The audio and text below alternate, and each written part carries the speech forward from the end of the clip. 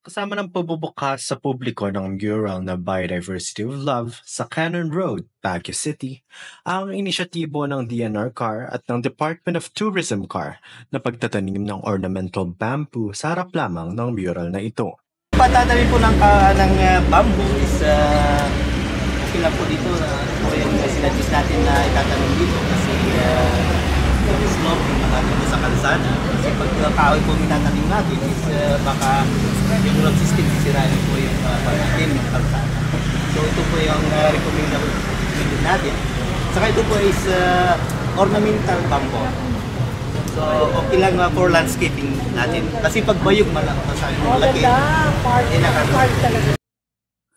Dahil ang Cannon Road ay isa sa mga pinaka-naapektuhang lugar sa lungsod pagdating sa pagsalanta ng bagyo at ng habagat, ang pagtatanim ng ornamental na variety ng kawayan ay isa ng paraan upang mapigilan ang pagkuho ng lupa sa naturang kalsada.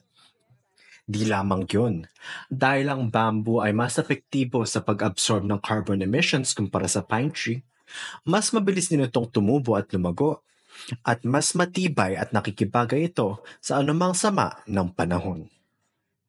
Jumig Malingan, para sa Baguio Herald Express.